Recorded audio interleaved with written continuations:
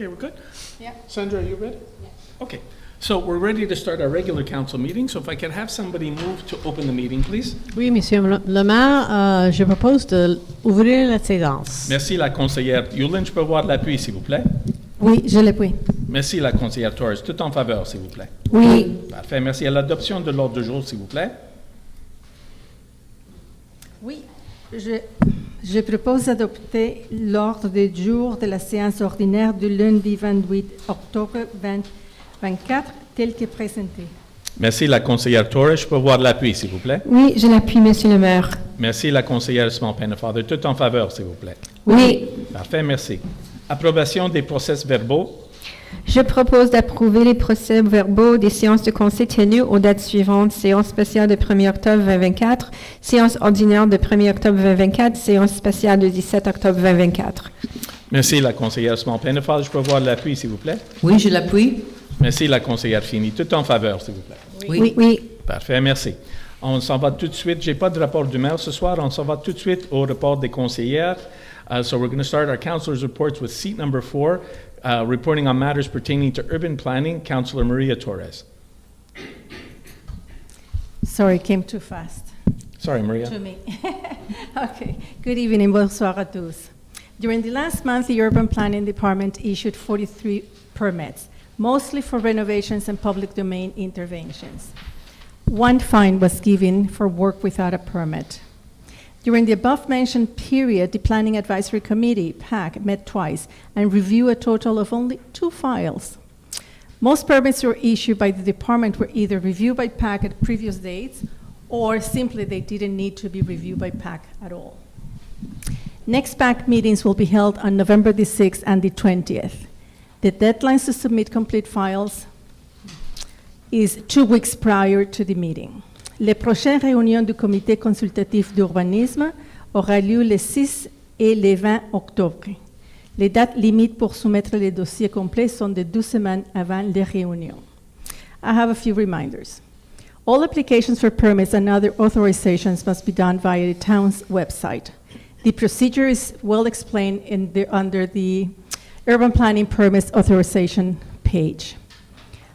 Whomever is planning to carry out work should always verify with the Urban Planning Department whether the project work requires a permit or not. We constantly find residents carrying out work without permit,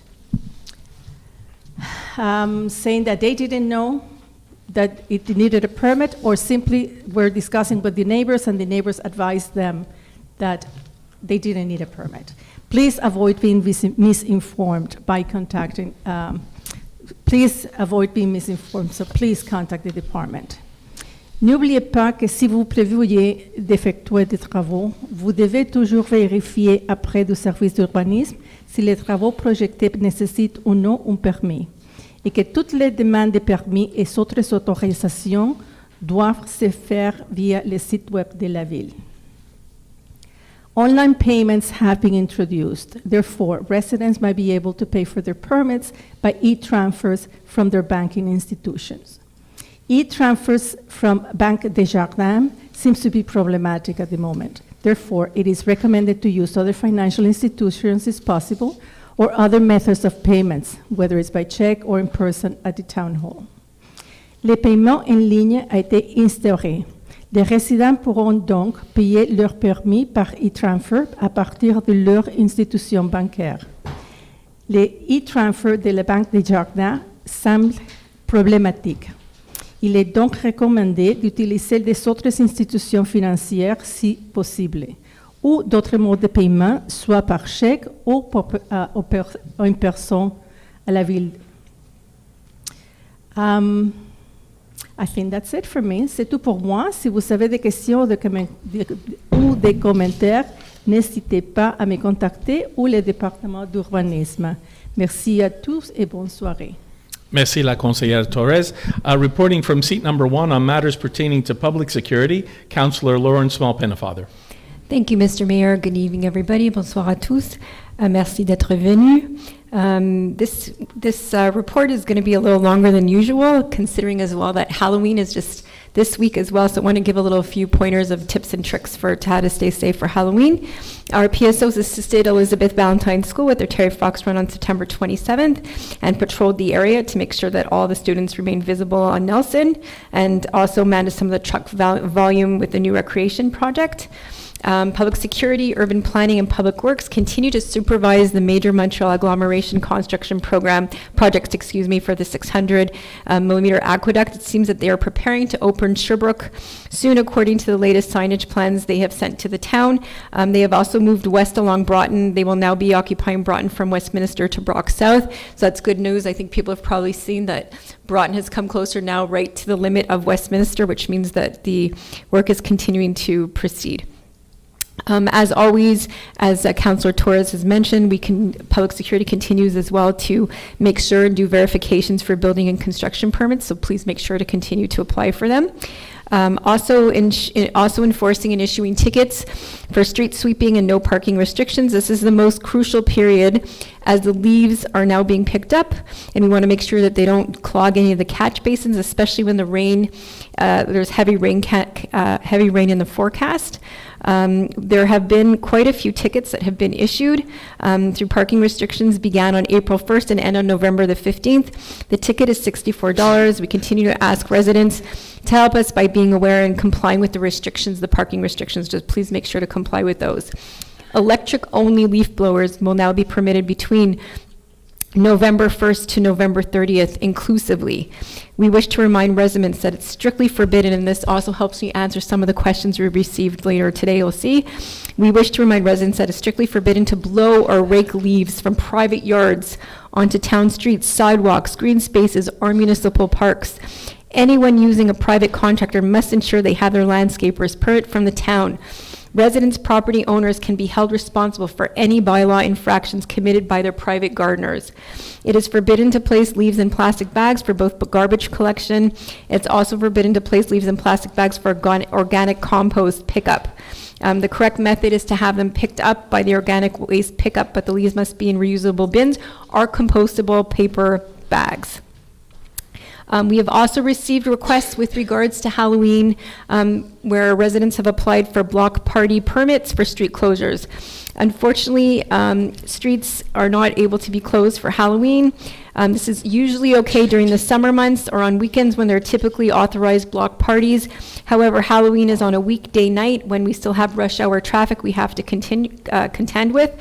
And of course, due to many detours in the town due to the agglomeration aqueduct work on Sherbrooke. Since we received 3 simultaneous requests for the center of town, we do not have the resources to post personnel to manage the traffic to deny access to non-local vehicles. Due to point 2, we do not want to place any residents in potential conflict as well, should somebody want to access that street. I also wanted to mention a few of the crime stats as well.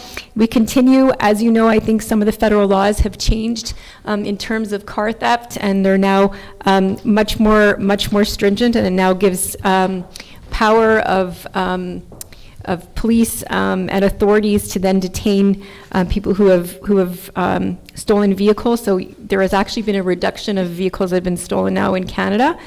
And we were also informed by a resident, but you have to continue to lock your doors.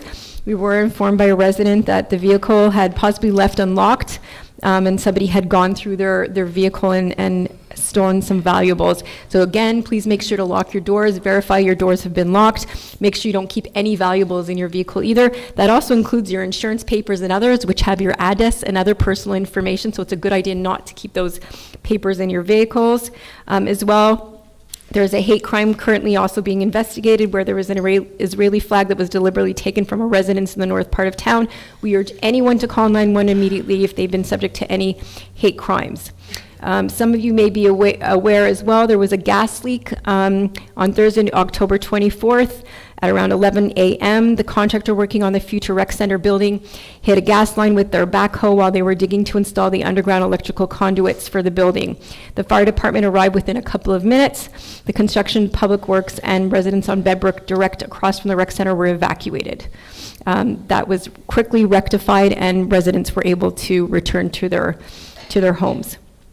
There was also I know sometimes people comment a lot on the traffic, especially on Westminster, and you should have a little bit more visibility into some of these things that happen. So at the CPKC crossing, on Thursday morning at about 10 a.m., someone had damaged one of the barriers at the level crossing. Our public security officers helped to direct traffic, and CPKC arrived shortly after to repair the broken barrier. You may have also noticed that there were flashing lights as well. If you're coming from Avon, that was due to a collision. There was an electric vehicle that stalled in a center lane. A city bus tried to avoid hitting this vehicle, and by doing so ended up hitting the pole and knocking out the lights. So right now, as an interim measure, the lights you'll see are flashing up until the time we're able to repair those. We hope that those lights are repaired shortly, because we do know that the flashing lights, we've now put up stop signs as well, so I know it can be confusing. Unfortunately, this morning, there was a pedestrian that was struck by a vehicle while crossing at the crosswalk on Ainsley.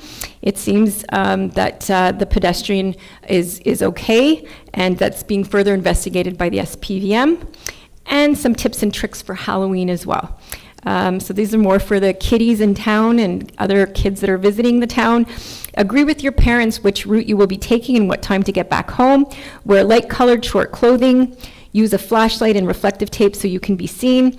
Ring a doorbell when you are accompanied by an adult, or if you are in a group, always wait outside someone's home. Go trick-or-treating on one side of the street at a time. It avoids having to cross back and forth.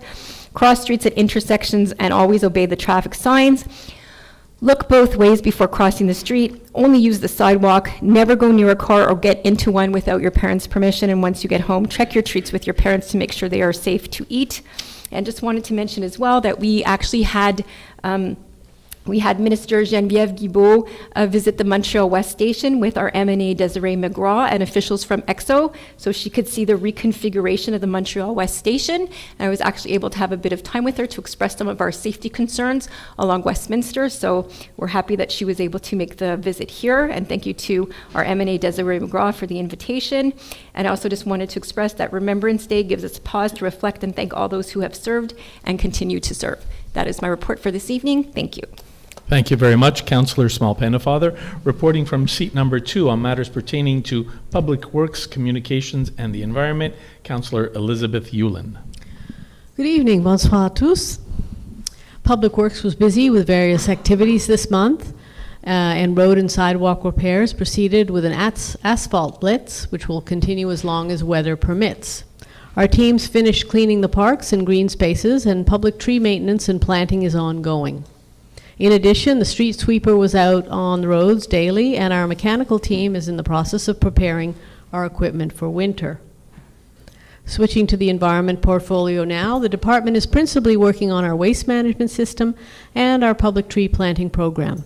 I'm told by our new environment manager that in her experience, Mo-Westers have great enthusiasm for their public trees. And she's been pleased to find that there's a general understanding that urban trees improve air quality, provide shade, reduce urban heat, and offer habitat to wildlife. This acceptance is not always found in other urban communities, so I was very pleased to learn that it's been her experience in dealing with our residents. The Environmental Action Committee, or EAC, has been busy with several initiatives this month in the areas of biodiversity, waste management, bike paths, water use, and sustainable energy options.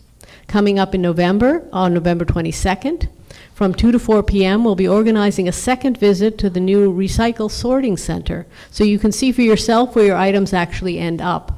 Please keep an eye out in our bulletin for more information on how to sign up. Au cours des derniers mois, le service de communication a collaboré avec des départements internes tels que la sécurité publique et les loisirs afin de créer des stratégies et communications pour divers programmes et projets.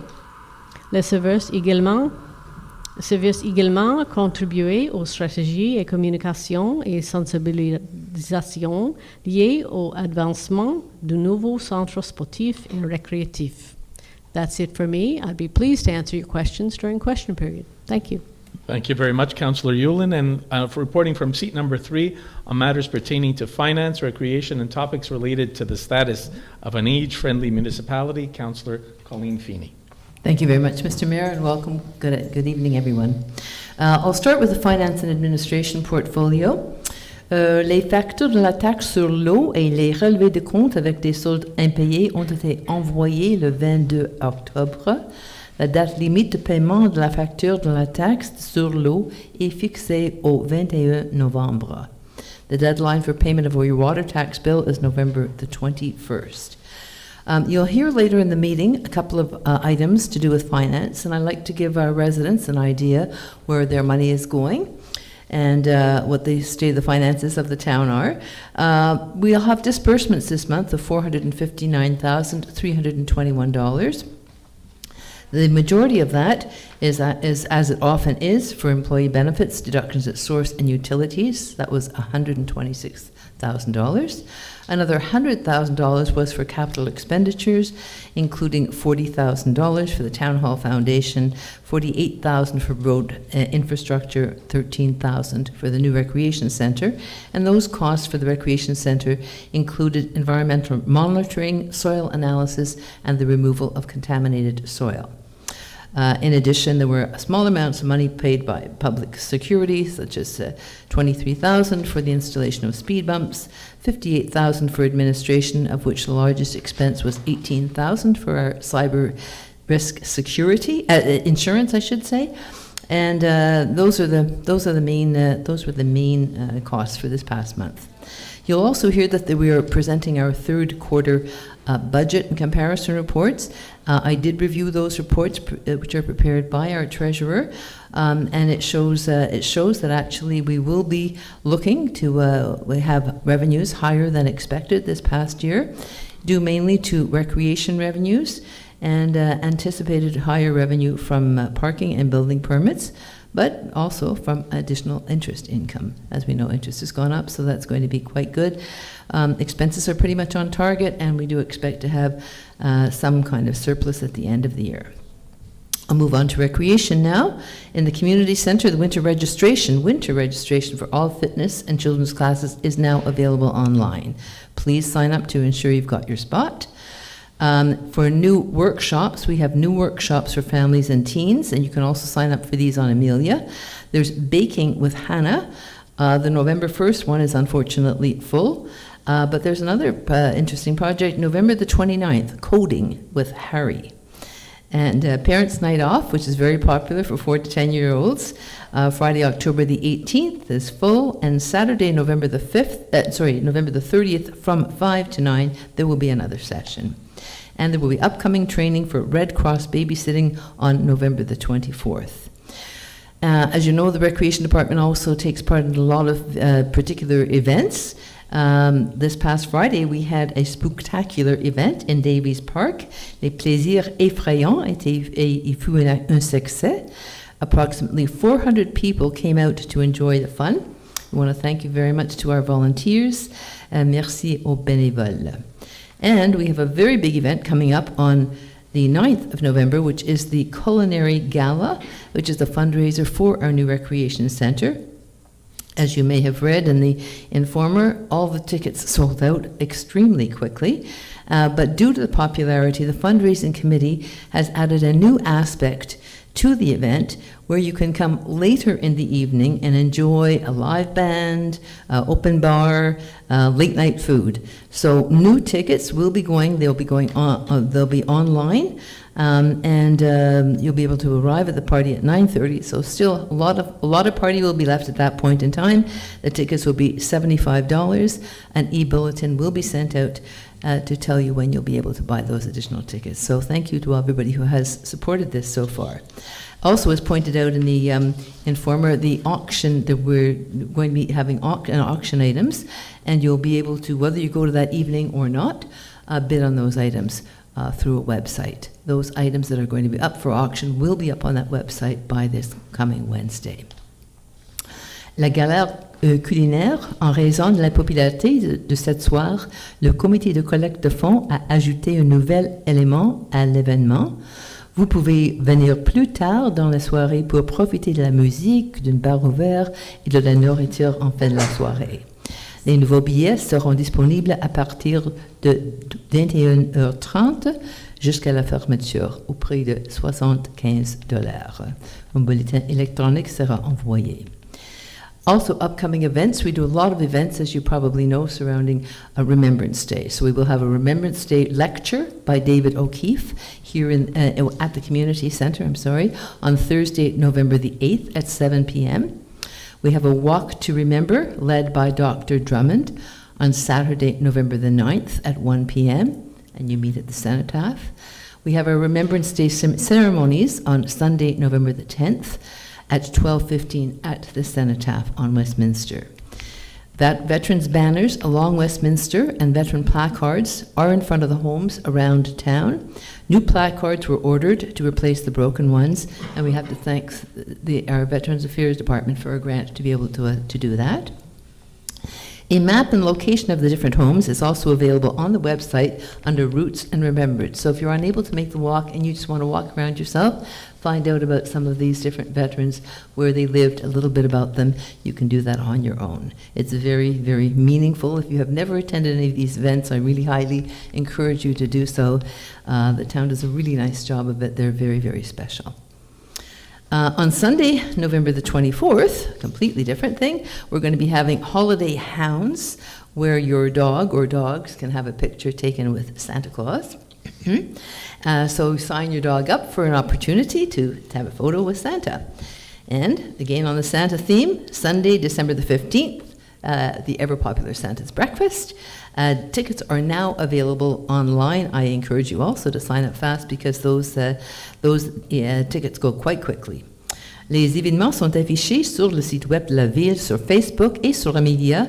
Si une inscription est nécessaire, un bulletin électronique est également envoyé pour les événements à venir. And finally, on the seniors portfolio, there's loads of activities happening, including dining activities, and the one that's coming up on this week is Soups on October the 30th. In addition to enjoying a Chinese meal, you can get to learn the correct Chinese dining etiquette. The active walking group on November the 5th in Point Claire is going to the National Field of Honor, and that active walking group is really picking up, and that trip is full. So if you want to go to ones later in December and January, please look online and sign up early. Thursday, November the 14th, Desiree McGraw, our member of the National Assembly of Quebec, will be talking to us about an experience in politics at 1 p.m. in the Community Centre. And this coming Saturday, November the 2nd, we will be having our second Caring Neighbourhood Day, where students from Loyola will be going around to different houses of seniors or disabled residents to help them with their outdoor chores. So it was very successful in May, and we're hoping for the same success this coming week. Si vous avez des questions, n'hésitez à m'envoyer un courriel ou me les poser plus tard au cours de la séance. Merci beaucoup. Thank you. Thank you very much, Councillor Feeney. I just wanted to add something. The Rotary Club, that's actually very active in Montreal-Ouest, the NDG Montreal-West Rotary Club, they're having their biggest fundraiser. That's going to be this Friday. It's their Oyster Party. Tickets are on sale. You can buy tickets at the door. They're $90. The doors open at 6 p.m. this Friday, November 1st. All right, so we're going to move over to our first question period. We're going to start with questions from the people that are in the room. And the questions in the room, 2 questions per person, short preamble, your first question and a follow-up question if you want. It's a question period. It's not a debate period. After that, we'll move to questions from people that have sent them in online today until 2 p.m. And again, we'll limit it to 10 minutes from the floor and 10 minutes for online. Excuse me, that's the second one. The first question period is 25 minutes for online and 25 minutes in person. The second question period is strictly for questions that are pertaining to the agenda, and they're towards the end of the meeting. Lors de notre première période de questions, nous répondrons aux questions de la salle pendant un maximum de 25 minutes. Et après la question de la salle, nous répondrons aux questions des résidents qui avaient été soumis en ligne jusqu'à 14 heures aujourd'hui sur n'importe quel sujet. Les mêmes règles s'appliquent, 25 minutes au total et 2 questions par personne maximum. Lors de la deuxième période des questions, nous répondrons aux questions relatives à l'ordre du jour soumis via notre site Internet aujourd'hui lors de cette réunion. Nous le limiterons à 10 minutes depuis la salle et 10 minutes pour le online. Alors, si vous avez des questions, je vous invite à aller au microphone, constater votre nom et l'adresse et demander votre question. Hi. Hello. Hi, Catherine Lund, 14 Fairfield Crescent. I sent in a question online, but I'll ask it in person. I'm just wondering how many of the people on council are aware of or familiar with the biking path plan from the agglomeration that was written in, it was started in 2019. So I just wanted to know if anybody in Montreal-West had input into this plan and what, if anything, we can do to push this forward, because I can see bike paths that theoretically exist, but actually if you go onto our streets, there are no signs, or they don't really exist in practical terms.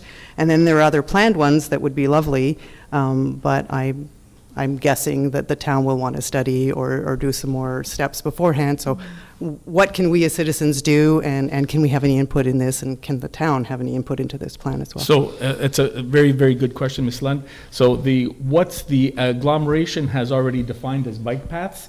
We did have a little bit of input in it, so they did change some of it. They wanted us to come up and over the hump and come down Westminster, which we thought was a non-starter for us. Westminster's crazy enough. So there are aspects of that, the agglomeration plan, that are fairly reasonable. When they're going to be enacted by the agglomeration, that's a different question. Some of the agglomeration bike paths. There are other bike paths that we can look at, some of the ones that are on our minor streets, but you raised a good point. We need to look at things a little bit more holistically, because when we want to put in a bike path, we have to make sure what effect it's going to have on parking and things like that. So we're actually planning right now in our budget to do some studies to make sure that if we look at instituting bike paths, that we're not fixing a problem one place and making a problem somewhere else. So it will be in our budget so that we can take care of it in the new year, in the newer budget.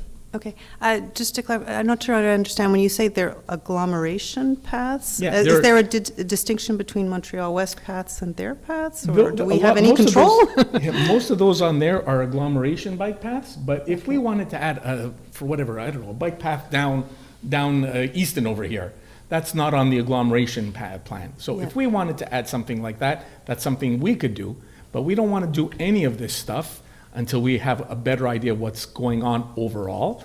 In terms of the agglomeration bike paths, I have to be honest with you, I know people in the other towns that have been pushing for bike paths for 10, 12 years, and they're on that list, and they sometimes get moved higher up. Nothing ever comes to fruition. That's not to say that we're not going to continue to try, and that's also not to say that we won't, if we see something that we want to refine on that we won't push it forward and try and have that plan changed.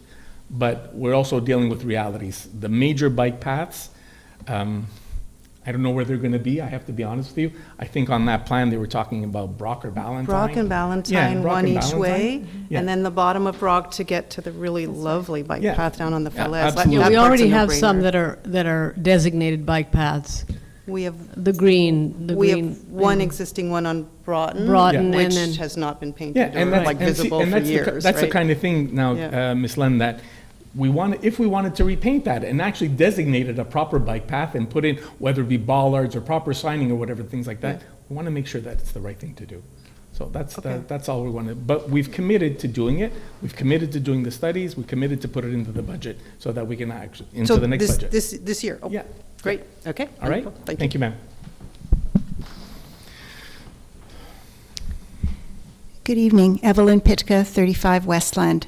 First of all, I want to say thank you for the cul-de-sac sign on the entrance. However, I have two questions about signage, and one of them is about the cul-de-sac sign on our street.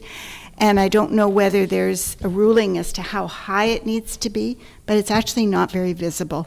It's a bit too high. I'm just wondering if it could be lowered or potentially put on the south side of Westland because cars don't see it when they come in. So that's something that we'll bring back to Public Works, Ms. Okay. Tika, and we'll see if they don't just do this by eye, they do it No, by whatever the norms are. Exactly. But we can bring that back to Public Works to see if there's a better location to have it. Yeah, so Or that even would add be a just second my one, I don't know. question is can it be located in a better place? We'll bring that to Public Works to look at. Great. The second one also involves the sign, which is still at the corner of Avon and Bryn Mawr. The sign that says no access to Highway 20 is still hidden behind the traffic lights. So Okay. it's been like that for a few years now, and we're still having people come down there. So Okay. Fair enough. can that be fixed? We'll see if they can get Public Works on it. Okay, Thank thank you, you. Ms. Tika. Yes, sir.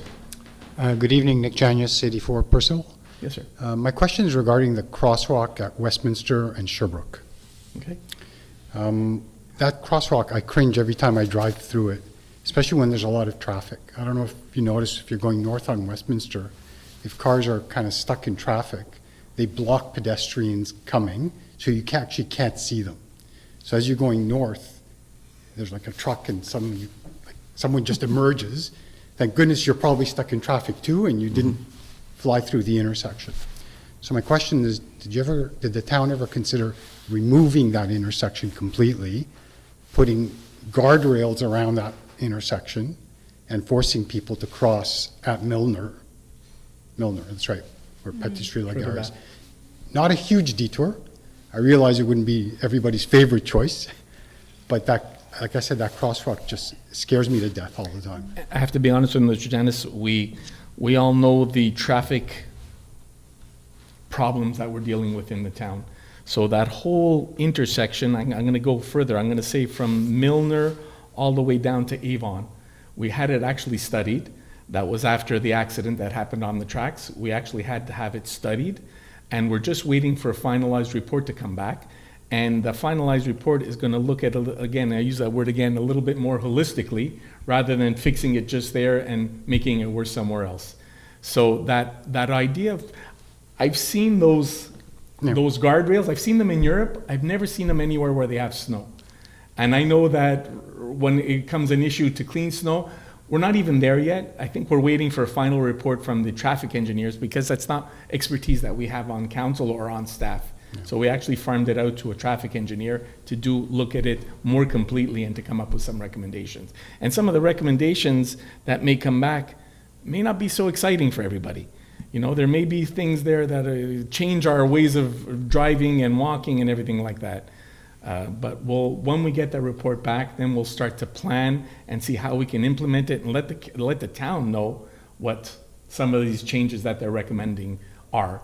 But it's been looked at, and we're just waiting for a final report to come back. Yes. Yeah, I mean, I appreciate that, but having people change the way they drive or kids the way they cross when they're distracted, I mean, we can say that, but it's not necessarily going to happen, right? So It's not easy. It's not easy.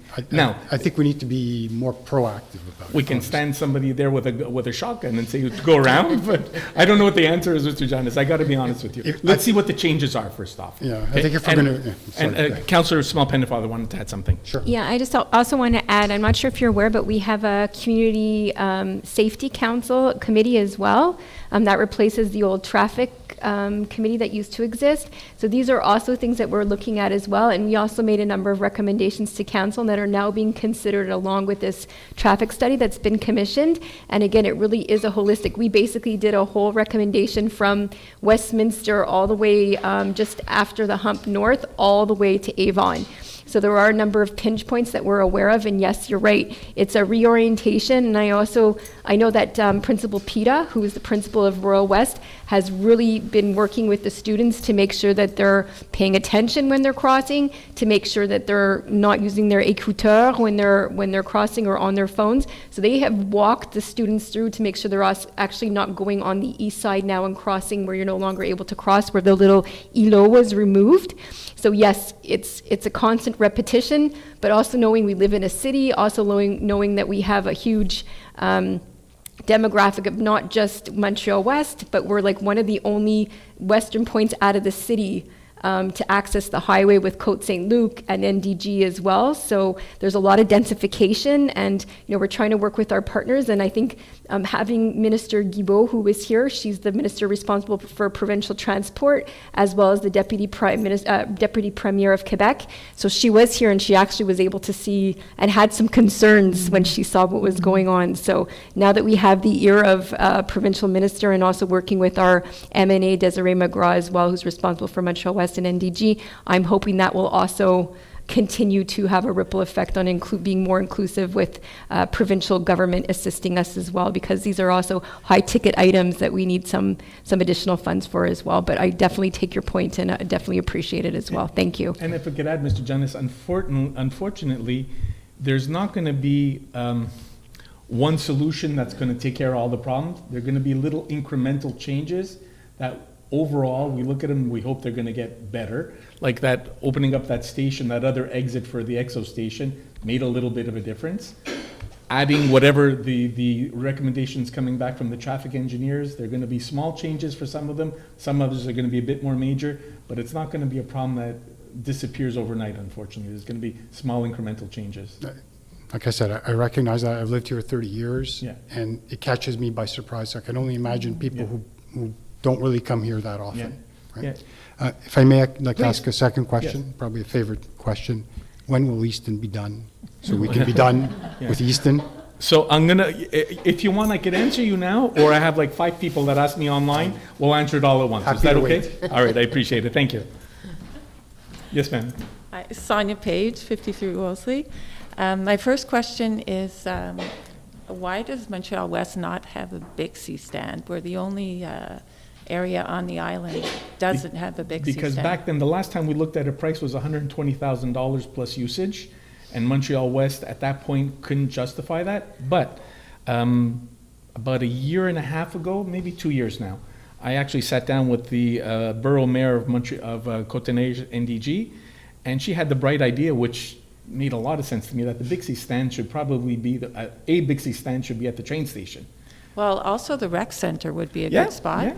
yeah. And So- we're like 10 minutes from a metro by Bixi. Yeah. So it's such a great way to travel. And I don't know what the updated prices are. This was prices that I But it heard seems of. peanuts compared to road repair and the Well, cost of traffic and but everything else in this the town. reality is that a Bixi stand is not going to get rid of the traffic. The only thing that's going to get rid of the traffic is that they have Well, a it should proper reduce exit out of cars. Cavendish. It That's- should reduce cars on the road. Yeah, well, it's, I don't know that it will, but it will definitely encourage more active transportation. I agree with you there. Don't question it at all. To me, the only thing that's actually going to decrease the traffic on Westminster is opening up Cavendish, so that the people from Côte St. Luc and the people from NDG have another option. Even people from Montreal-West have another option to get off the western end Right, over right. here. But it's something we're going to continue working with, and I'll touch base with her again. Okay, great. My second question. Hang on just one second. Just a supplemental Yes. part of that answer. I don't know if you're aware, but where the bus depot is, I believe there is a new Bixi stand. I am aware. Right Yeah. across as well. So Yeah. it's right close to Limit, but I understand Yeah. also I wasn't aware. We walk the dogs there all the time, so I was surprised to see a new Bixi stand there. But again, we can look into it further to see Yeah, it would what be it nice looks like if now. we had one deeper in the town. Right, So you don't have understood. to walk out of the town Yes. to get the Bixi stand. Thank you.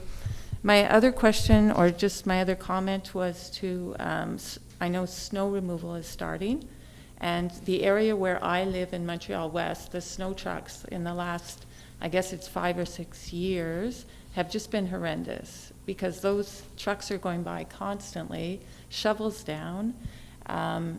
Even in the parking lots, they're there late at night. And I wonder if there's do they really have to be there if we have 1 centimeter of snow, for example? You know, do they have to scrape the parking lot clean for a centimeter of snow? Can we look at how often they go out and how often they go by? Because it's really affected our quality of life in that corner. Just remind me again, where I'm you... at the end of Wolseley, near The end of Milner. Wolseley. Okay, up at the park? No, near Milner. Oh, okay. Yeah, so that corner, they clean it out really quickly, Mhm. but the trucks are, it's a big production. Okay. And then they're constantly going by with their shovels down. Mhm. And it's really, really affecting us. And we also have a lot of children on the street, and they come through without stopping at the stop sign, so. All right, that's something that we can take back to operations. Any kind of a decrease in the frequency and the quality of the snow removal is going to have a positive effect on the budget. So, but I don't know that we're That would be there great, yet. yeah. I'm Okay. sorry? That would be great. Yeah, but it's something that we can take back to operations to see if Okay. there's a way that they can incorporate that. Okay, thank you very much. Thank you, ma'am. Kathy Menorgan, 18 Avon.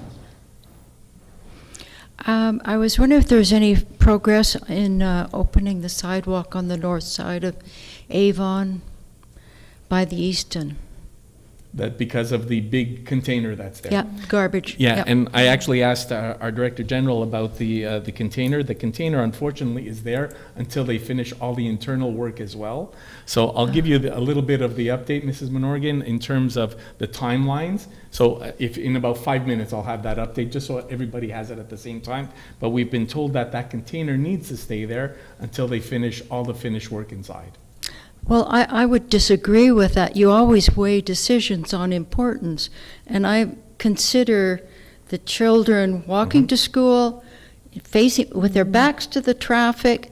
Traffic is 3 times as heavy right now with Sherbrooke and Broughton closed. It's a disaster. And the principal, I have never seen any intervention this year since September with the kids. They started out fairly good, but now they're all walking in the street. So I really think it should be permission from the town to allow them to block that sidewalk, and I think it should be withdrawn because of the traffic. Fair enough. I appreciate your opinion, ma'am. Second point is that when they fix the traffic light for the second time, could they please put a switch on the southeast corner? It's been 1.5 years since we haven't had one. Thank you. Very good. Thank you, Mrs. Menorgan. If there are no more questions in the room, I'm going to move to questions online. First question comes from Joanna Dewey at 232 Percival. I would like to thank Council for the Recreation Center update provided in the Informer that was delivered this weekend. It was a great overview. I think it would be great to give a little more information, preferably in a meeting where people can ask questions, especially regarding operational costs, i.e. staffing, heating and cooling, projected revenue breakdown, and anticipated programming. For example, we saw in the Informer this weekend that there will be a community kitchen. It would be great to know more. Hopefully this can happen in the new year. Thank you so much. Councillor Feeney, please. Yes, thank you very much. Thank you very much for your question, Joanna. Yes, we did look at trying to find a date for a meeting, but between now and Christmas, there were really no available times where we could get everybody together, so we decided we'd go first with the article in the Informer, but we do plan to have a meeting in the new year. So I think it's a great idea, and we'd like to meet up with residents and find out what questions they have. So stay tuned. We will have something in the new year. Thanks for your question. Thank you very much for your question. Christopher Mariani at 137 Percival and Ron Schutz at 126 Westminster North. When will the work on Sherbrooke and Harley Streets be completed? Seems to be taking forever. When will the construction be complete to alleviate morning traffic issues? Councillor Small-Pennefather, please. Thank you, Mr. Mayor. Thank you, Mr. Schutz and Mr. Mariani, for your question. So with regards to Broughton, the plan is to refill the hole on Broughton and repave the road the week of November 11th or the week of November 18th this year. Once this is done, it will take up to 72 hours to reopen the road to traffic. These dates are dependent on weather conditions. And the work on Sherbrooke, the goal is to reopen Sherbrooke Street the week of November 11th or November 18th, 2024. However, the advancement and completion of the work is also weather dependent, and these dates are not guaranteed and can change depending on weather. And we can also confirm that Sherbrooke will be closed again early March 2025, and I do not have what period that will go from March 2025, if it's just going to be for a couple of months, but it's additional work that needs to be complete. They're closing up for the winter, and then I guess they're reopening in the spring to complete the work that they're not able to do during the winter. Thank you for your question. Thank you very much for your question. Marcia Mixstock at 80 Brock Avenue North, finding a solution for drivers who do not respect the right-of-way on crosswalks. I cross on Westminster at Sherbrooke at least 5 times a week. I've experienced many a driver who will not stop at the crosswalks. I was wondering what can be done to ensure all the crosswalks will be respected by motorists. Thank you. Councillor Small-Pennefather. Thank you for your question, Ms. Midstock. Yes, so like the gentleman who posed the question earlier in the room, we are aware that our crosswalks are dangerous to cross at many times, and I've been one of those people as well who cross. We also have to remember, again, we live in the context of being in a city. We also live in a context of driving in Montreal. I've crossed at a crosswalk where someone's told me that they were optional and they didn't really need to stop. If you go to other places in this country, people are very aware of what your behavior that you're supposed to have at a crosswalk. This is, again, raising awareness. It's having presence of SPVM and making sure that they're also enforcing the motor vehicle code as well, because you do have to stop at a crosswalk. But again, this is part of our wider traffic study that we're looking at right now. And again, behavior of motorists, it's really, unfortunately, Quebec is not always the best place to be driving and not always the most courteous. But we hope with some more campaign de sensibilisation, we can continue to work in our community to make sure that people are aware of the requirement to stop at a stopwalk and that a crosswalk, and that it's not an optional thing to do. So it's behavior. It's really behavior, and people having to be respectful of people who are crossing the street. So we continue to work on that. But I do thank you for your question. Thank you very much, Councillor Small-Pennefather. Next question comes from Kevin Aladdin, 59 Courtney. He has 2 questions, one about the Easton, so I'll answer that second. But the other one, I've noticed that my water tax bill has increased significantly over the previous years, even with no real change in water consumption. How can I have my charges reviewed? Not saying that there was an error made, but to understand the process. Councillor Feeney, please. Okay, thank you very much, Kevin, for your question. The process is really quite simple. It's the water tax rate times consumption, and the water tax rate has not increased since 2018. So if your bill has increased, it's definitely consumption. Now, the thing is, sometimes if you're not aware of having consumed more water in particular, it could be a few things. It could be that you have a leak. I did get a letter from another resident this week whose water tax went up substantially. Turned out that they had a leaky toilet, and the toilet had been leaking for months and months and months. And of course, that is water consumed. And I have to say that we pay for the water. So whatever water is consumed, we pay the City of Montreal, who delivers water to the door of Montreal-West, and then we bill you for it. So that water, that water has to be billed. The other thing it could be sometimes is if for a year or two, and this may not be your case, you did not submit your water meter reading, the town does an estimate. And it could be that the estimate was a low estimate, and so now there's basically that catch-up time when you actually send in your own water meter reading. So could be a couple of things, but if I were you, I'd take a look to see if there could be some leakage somewhere, and to ensure you keep your water tax bill down. So hope I've explained that correctly. Thank you for your question. Thank you very much, Councillor Feeney. Next question, well, same question basically that it's on everybody's lips these days. When is the Easton project going to be finished? We've gotten some revised dates from them now. They're looking at certain dates that are the end of October, but the vast majority of them are the middle of November for some of the work that actually affect us and affect our day-to-day. Middle of November, end of November, beginning of December for some smaller things. So those are the dates that we have right now. But folks, I'm going to tell you that I've seen these dates come and go, and I've seen these changes often enough. I'm not understanding, I have to be honest with you, why things take so long. And you're more than welcome to come ask the questions here in council, but there's nothing to stop you from not asking the questions directly to the people at SAGO. and saying, why are they taking so long? Why are things going so slowly? Because it is their project, it's not ours, so I don't have an idea if they're facing certain challenges that I don't know about. But the dates that we have now are, like I said, end of October for certain things, middle of November, end of November, and the first few days in December. In terms of the sidewalk over here, the sidewalk, I'm fairly sure they're not going to tackle that till the beginning or till the spring of 25. All right, so that's the time frame that we have right now. Mr. Aladdin, thank you for your question, and other people in the room, and as other people have asked the same question, I'll just keep referring to this.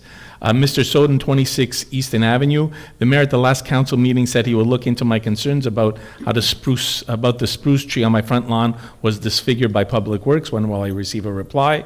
And we were told about the Easton, so I just answered that. Mr. Soden, it's strictly on me that I haven't contacted you. I did part of the work on the Public Works side, and I thought I was going to have a chance to speak to you in person to see how we can go forward with this. I haven't yet.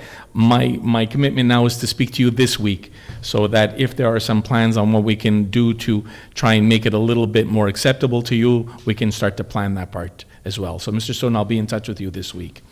Merle McPhail, 8023 Avon Road. Since the bus stop is not moving anytime soon, is it possible to get a garbage pail at the stop attached to the electric pole? Fed up of picking garbage drifting onto my lawn. Councillor Yulin, please. Sure. Thanks, Merle, for your question. That could be a good idea, so we'll definitely look into it. I can't promise now, but we'll have a look at the location and see if it's doable. Thanks for your question. Thank you very much. Megan Rose, 201 Brock North. The increased traffic on Brock North due to the aqueduct project on Sherbrooke is a nuisance, yes, but could also be impacting the structure of our homes and adding to the wear and tear of the street. Wondering if we could use this to make a case for the grant to redo the street between Curzon and Fielding and perhaps get additional funding.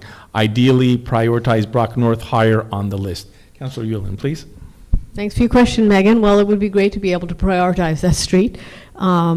It's been a long time, but I can't promise anything because we don't have any idea whether or not it's actually had any kind of an effect. We do test our streets regularly underneath to see whether or not the infrastructure is holding up, and Brock North will get tested when the time comes around, and if it's made any impact in that way that means it has to be redone sooner, that certainly will be. Thanks for your question. Thank you very much, Councillor Yulin. James Mullally, 112 Broughton. I've been informed that as per my request, there are no documents indicating that the main drains on Broughton were cleaned in the spring or summer of 2023. The city pays a contractor to clean the drains in the city, but apparently there's no documentation or detailed report indicating that all of our drains have been cleaned. Is there standard practice that the city pays contractors for various projects but does not have any way of knowing that the work has been properly completed? As regards to the cleaning of the city drains, since there are no record or reports detailing the work, the city cannot say that the drains on Broughton were cleaned prior to the flooding of numerous homes in the sector on July 13th, 2023. Is that correct? Mr. Mullally, though there are no reports, we do receive invoices for the work that's done, and we do have our plumber that goes around and does the spot check that the work has actually been completed. As for the other things, I'll let Councillor Yulin, if she wants to add anything on that, please. Well, I just reiterate what the mayor said. That is to say that every spring we have all the catch basins cleaned, every one of them in the town, and if there's any problem with any one of them, then it's reported at that time and we take care of it. And as the mayor also mentioned, our staff, our plumber, goes along with the contractor to confirm that the work has been done. So we don't have a report per se, we don't need a report, but we certainly have an invoice that says the company did it, and we have our plumber on staff who was in attendance when it was done. Thanks for your question. Thank you very much. Daniela Lulick, 36 Brock South. The east side crosswalk button on the corner of Westminster and Broughton has not functioned since June. Several email follow-ups have been sent and received since July 9th. When can we expect this to be repaired? Councillor Small-Pennefather, please. Hi, Daniela. Thank you for your question. And yes, we've had quite a bit of correspondence on this particular issue over the course of more than a year. We have intermittent failure, actually, with that portion of the crosswalk and that button. We are looking now at trying to replace that as efficiently as possible or effectively as possible. It is still under warranty and guarantee. With that said, we're looking at with our traffic study that included that portion as well of Westminster, of maybe replacing that system completely if it's not efficient.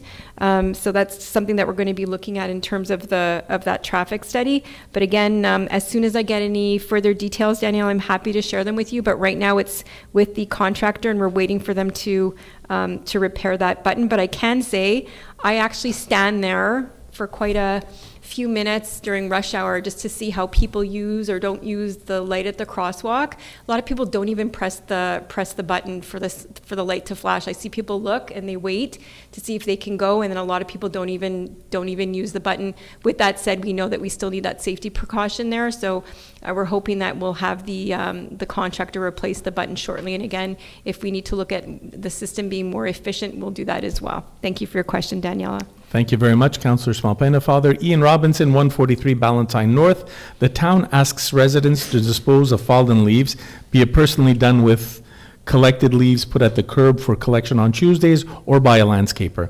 A pattern has emerged over the years where on a regular basis, massive piles of leaves from a few particular properties are left on our roads, creating a visual mess and also a threat to driving safely, especially with the 162 bus. Example, Curzon and Brock North and other properties on Brock North. Will the town effectively immediately be enforcing laws to have this cleaned up and not at at taxpayers' expense? Councillor Small-Pena, Father, please. Thank you for your question, Ian. And yes, tis the season to have this conversation, and it was in my report. But there are two issues. One is the town, when they remove leaves that are ready for pickup, actually do place them on the street because it's easier for the cleaners to come and pick up those leaves. However, if private landscapers are adding to those piles, they are not permitted to do so. If private landscapers are blowing leaves onto the street, onto other people's property, onto the sidewalk, that also is not permitted. There are bylaws against that. So if you do see somebody, and I open this to everybody in the town, if you see somebody illegally blowing leaves onto the street or illegally blowing leaves onto a sidewalk or to somebody's adjacent property, if you are willing to testify, because public security has to witness that. But if you're willing to testify to that, we can actually enforce the bylaws and the fines.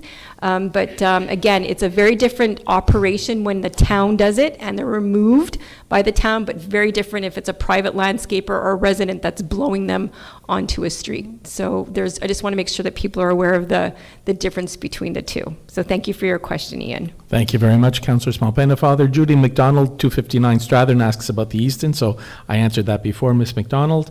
Stan Carney on Wolseley Avenue North, curious, now that we are beyond the COVID crisis, why can't we get the pre-COVID service at Town Hall desk and elsewhere?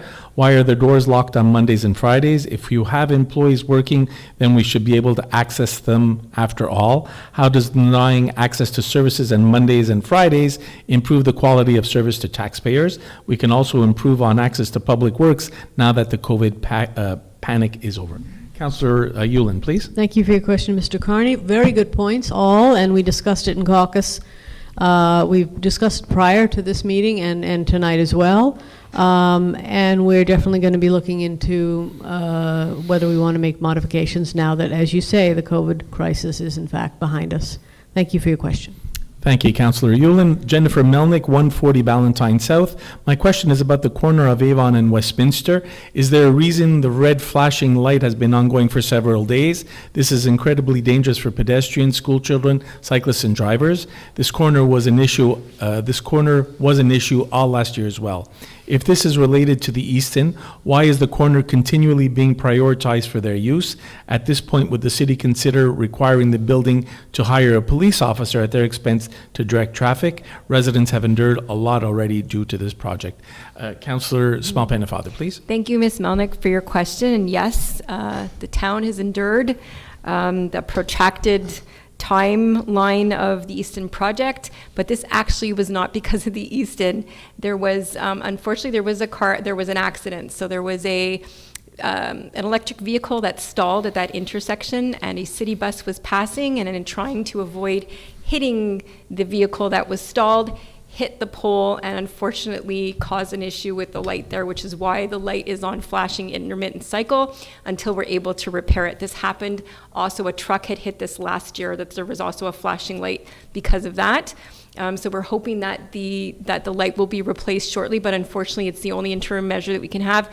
PSO at one point was directing traffic when the accident occurred, but it was because of an accident. It's not because of an issue going on at the east end.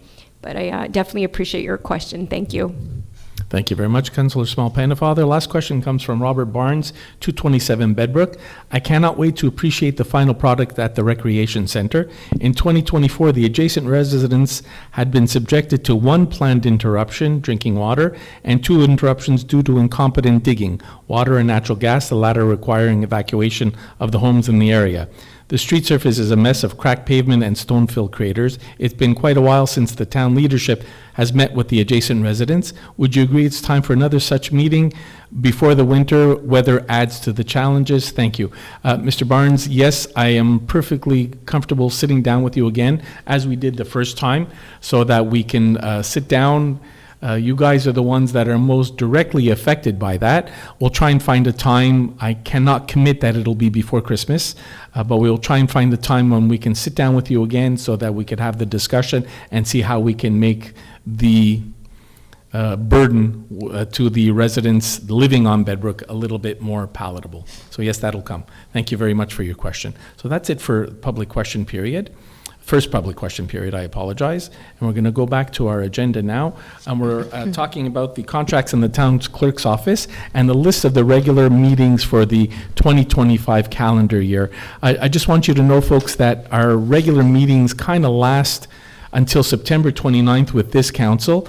We're not allowed to have a meeting in October because in October, during the election season, there really isn't a council that is allowed to take any decisions. So the elections are going to be November 2nd, and then the next council meeting after that will be November 10th.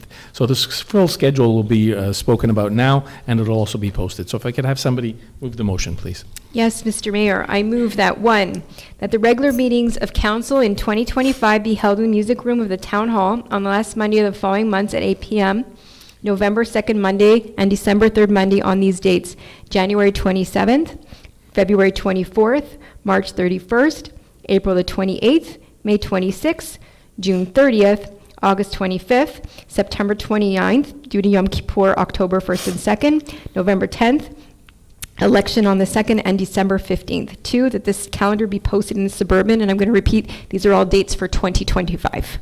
Thank you very much, Councillor Small-Pennefather. Can I have a seconder, please? I second that. Thank you, Councillor Yulin. All in favor, please. Aye. Thank you. Second intermunicipal agreement with the City of Montreal concerning the installation of upgraded water meters for institutional, commercial, and industrial establishments in Montreal-West. The City of Montreal asked that all the towns on the island upgrade the water meters for the what we call the ICI, the institutional, commercial, and industrial establishments in Montreal-West. We have not finished our work, so we're just, with this motion, we're just extending the time frame a bit. If I could have somebody move the motion, please. Yes. Whereas the agglomeration of Montreal, in accordance with government requirements, has adopted a bylaw to compel the installation of water meters up to defined standards in non-residential buildings. Whereas the agglomeration has delegated to related municipalities in another bylaw the responsibility of performing the necessary task in their respective territory. Whereas the town of Montreal-West is requesting the technical assistance of the City of Montreal to carry out certain work and provide services in order to achieve that goal. Whereas an intermunicipal agreement has been drafted by the City of Montreal to determine both parties' obligations and responsibilities. Whereas the previous agreement was approved by virtue of resolution number 2022-0425-005, but the project is not yet completed and that agreement needs to be renewed. Therefore, I move that the town accept the terms and conditions of another intermunicipal agreement with the City of Montreal concerning the installation of water meters for institutional, commercial, and industrial establishments, except Articles 4I and 5C. from the initial draft, which is requested to be withdrawn from the said agreement, like was done in 2022. And secondly, that the mayor and the town clerk be authorized to sign this agreement as notified.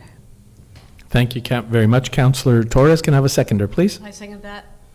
Thank you very much. Councillor Yulin, all in favor, please. Aye. Thank you very much. Approval and disbursements for September 28th to October 25th, please. Yes, Mr. Mayor, I move that the list of accounts payable from September 28th to October 25th, 2024, totaling $459,321.68, and payroll in the amount of $185,023.65 for the period 40 to 43, be approved and paid.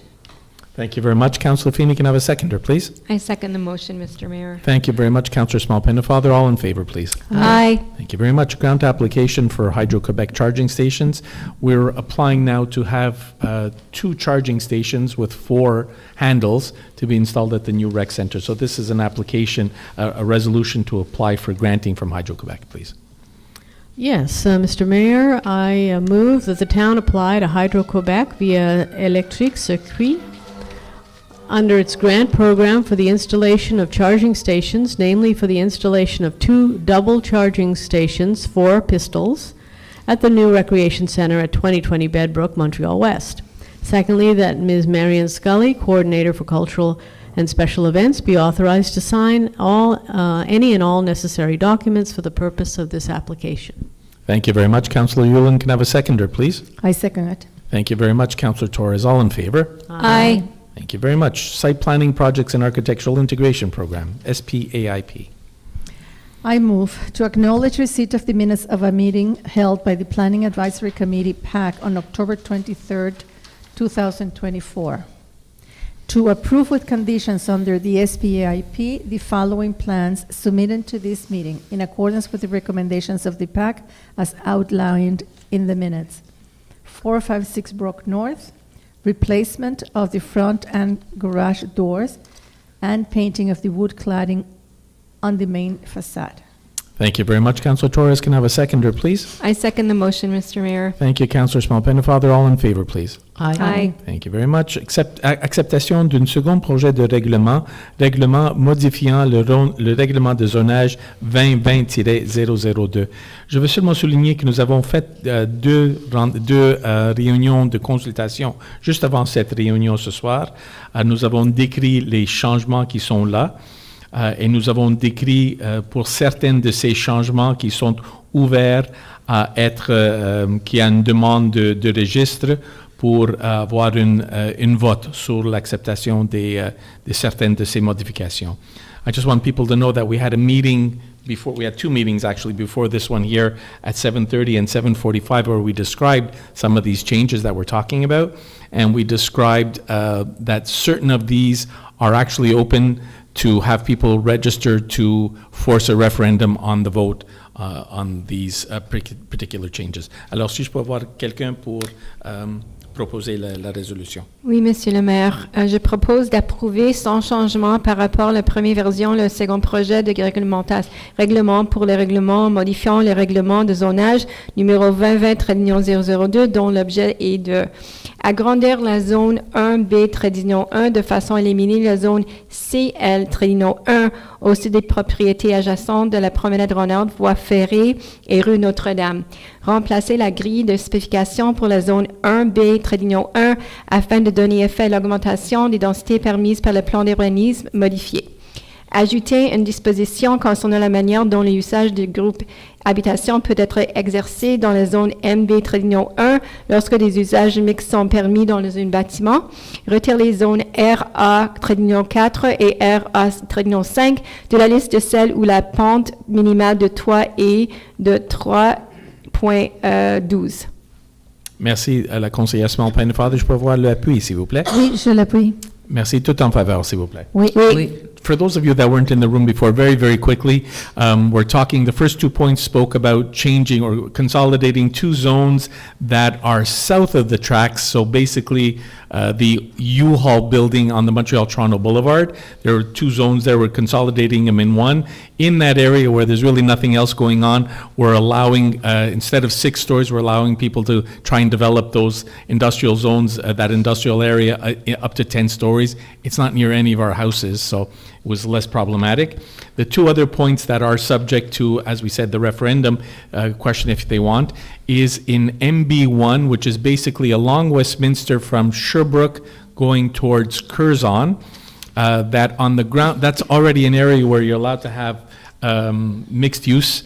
Right now, commercial is all that's allowed there on the main floor, on the ground floor, and you could have residential upstairs. So what we're saying is that we'll also allow residential on the main floor, but not on the facade, in the back of the building. Just pretty much the same thing we did across the street here. They can have commercial in the front and residential in the back.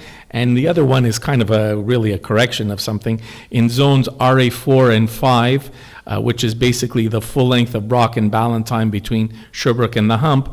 Right now, we're trying to eliminate the fact that they have to have a 312 roof slope. We're fairly sure that that was included in there by error. So that's to eliminate those 2 points. Public Works, supply of road salt, please. Sure.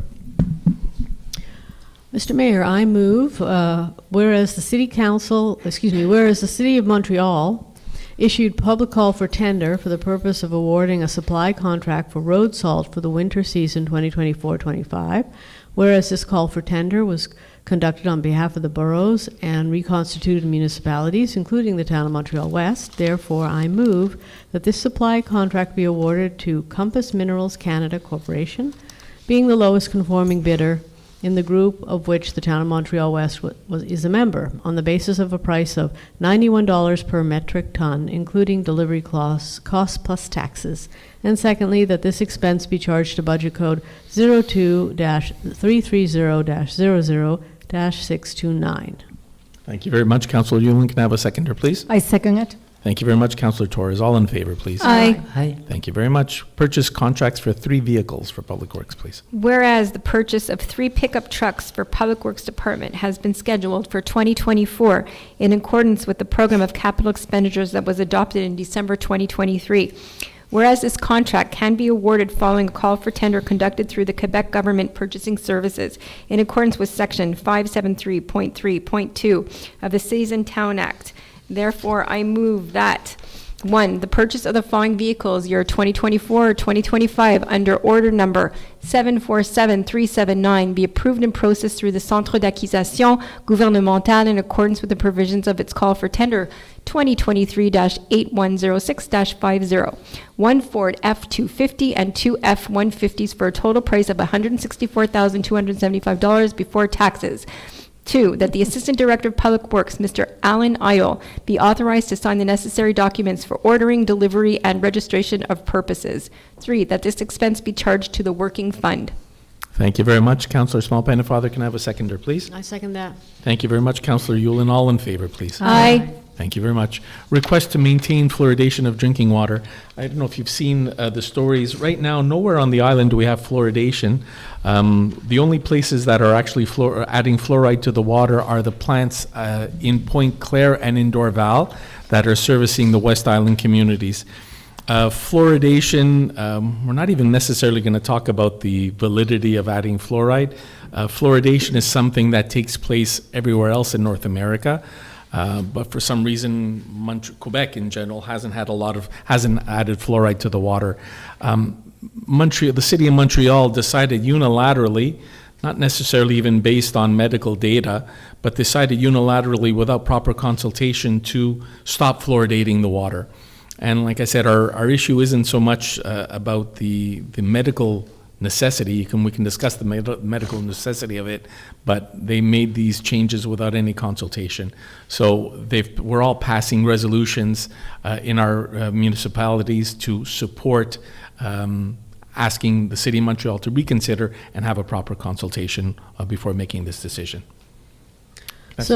Yeah, sure. Whereas the City of Montreal is considering without prior consultation ending water fluoridation, by the end of 2024, whereas this decision was made unilaterally without consultation with other municipalities of the agglomeration, whereas water fluoridation is a measure recommended by the Regional Directorate of Public Health as it contributes to oral health and helps reduce social health inequities, whereas neither the population nor the town of Montreal-West have ever expressed a desire to see water fluoridation stop. Therefore, I move that the town of Montreal-West support maintaining the fluoridation of drinking water.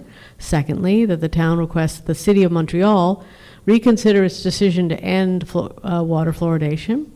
Third, that the City of Montreal be requested to hold a public consultation in order to allow concerned citizens to express their opinions.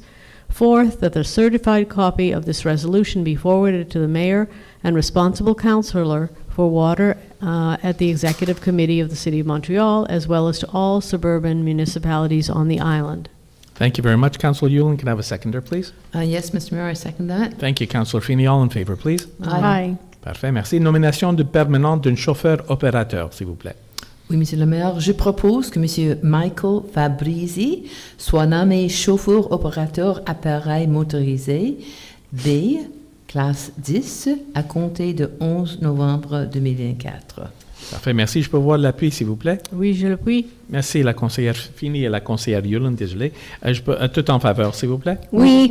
Parfait, merci. Deposit of documents, a comparative statement of financial results is, as of September 30th, 2024, was tabled with Council, and Councillor Feeney made mention of it in her report.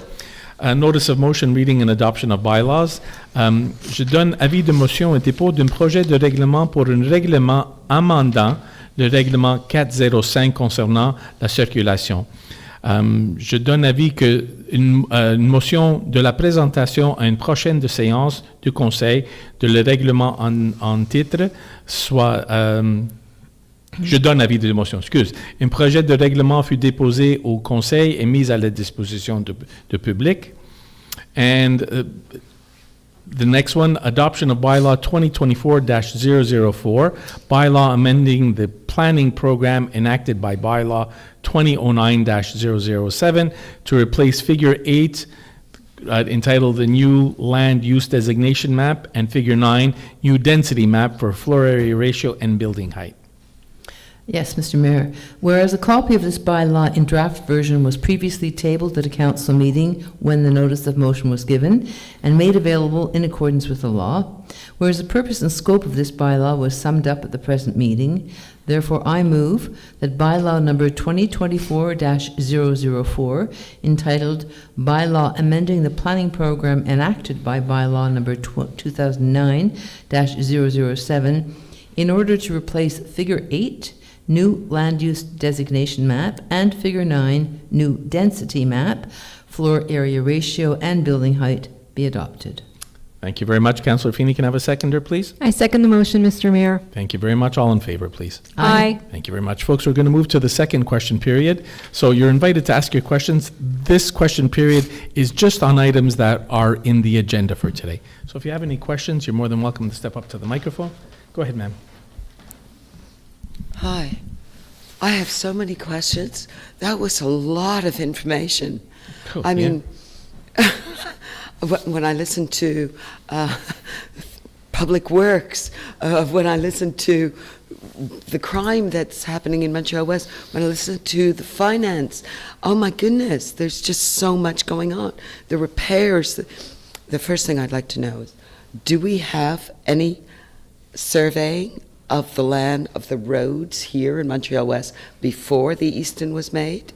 Because I remember Canbec came down to my house before they repaved the road, and they took a photo of every nook and cranny in the place. So I'm just wondering, did you do that as well before? That's usually done. That's a very good question. We usually do that when we're rebuilding the roads. Mm-hmm. So that back in the day, that was Canbec. They had contracts at one point to rebuild some of the roads.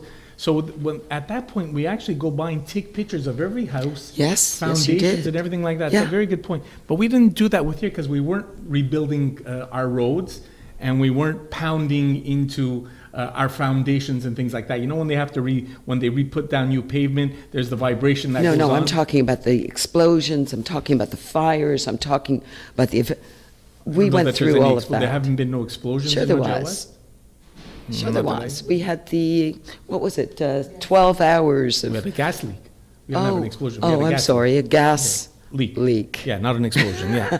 Yeah, no, you're absolutely right. So yes, but we haven't had explosions. And no, we didn't do a detail to the same level as we do when we reconstruct the roads. Okay, so what I'm saying is, why haven't we done that? Because you did mention before that, which street was it? Was it Ballantyne? Or one of these streets? There was a question that came online about Exactly. the work that's being done on Broughton right now in Sherbrooke. Right. Yeah. And so you did mention that you were evaluating the streets beforehand. So I'd like to know why we didn't do that here on Westminster, considering I've been complaining for years at every council meeting about some of the damages that have been happening on the street since that original water main break, which led to, the big 2 breaks on Sherbrooke eventually. So I'm just wondering, why haven't we done that? I mean, we've obviously, the houses here have obviously gone through a lot more than your everyday average wear and tear. So I'm just wondering why we did not go through that. And why, after complaint upon complaint, the workers say that they're not allowed parking here in the parking lot. That doesn't make sense. So they park here, they clean their cement trucks, they do all of that stuff there in front of my house. Mm-hmm. The damage that I've sustained over these past 5 years, it's been incredible. Not to mention work-related and everything else. The one time that they actually cleaned their cement trucks, they actually it wasn't cleaned... one time. I'm just saying the one time that we caught them one over here time on Easton. I actually have a video. And had to clean that. I'm sorry, sir, but I actually have a video of the man pointing the gun at me while he's cleaning the cement truck. So then if there's somebody that pointed a gun at you, you should, I hope you reported that to SPVM. Hose gun. Oh, excuse me, okay.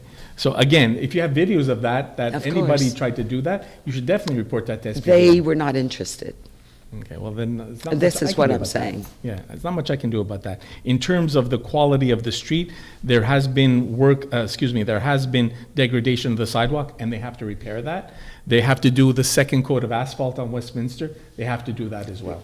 And what's going to happen with that huge crack that goes across the street from where the dog park, the fountain used to be, right across the street? I don't know anything about that, unfortunately, so I can ask Public Works that question. I don't know about that one in particular. I believe it's part of the St. Pierre River. Don't know. The St. Pierre River is Since on they the capped north it. side. No, we have a tributary. It goes right underneath my house. I don't know That's that where for the a surf fact. started I don't coming. know that. Oh, goodness. I've been saying these things for years. You've been saying many things for many years. Thank you very much. And Next they've question, all been please. true, haven't Yeah. they? Yeah, sure. Thank you. Next question, please. How's Bill 96 working for you? It's not. Thank you very much. Exactly. Next question, please. So I can ask a follow-up question on the Easton? That's okay? Yeah. So you kind of encourage us to talk to the developer or the builder to see what's going on? No, Well, encourage, just suggestive. I said people ask questions, and I'm perfectly willing to answer questions whenever we have the information. Right. But nothing to say that you can't ask the questions to them too. Well, I did. So I called the developer Oh, a I'd couple years love to hear ago. this now, yeah. Yeah, and basically what he told me was he has full permission from the town because he did all the studies and got the permits and all that. Mm-hmm. So I said, okay. So I read, I went through the documentation that was available, and it seems that was the case. So he could block streets, have the right Absolutely. guards there, They and all have to that ask. stuff. They have to ask for permission. We give them permits to do certain things. Absolutely right. So I guess my question is, what's the I'd say responsibility, but more than that, the accountability between the two, right? Like, if they're blocking streets and they didn't ask for permission, Then they're fined for that. And it's happened in the past where they blocked streets where they hadn't gotten the permit ahead of time, and they were fined because of it. okay. Yeah. So, and I guess the dumpster question comes up as well. Right. Can they literally just leave it there forever and the town can't do anything? I just want to understand what power the town has. No, until over the the town development. until the town decides that it's no longer will no longer give them a permit to occupy that public space with the dumpster, then at that point, then they have to remove it. The town hasn't made that decision yet, because I think the idea is that we understand the need for the dumpster, and it's, people are gonna say they don't need the dumpster, none of us are in the construction industry right now.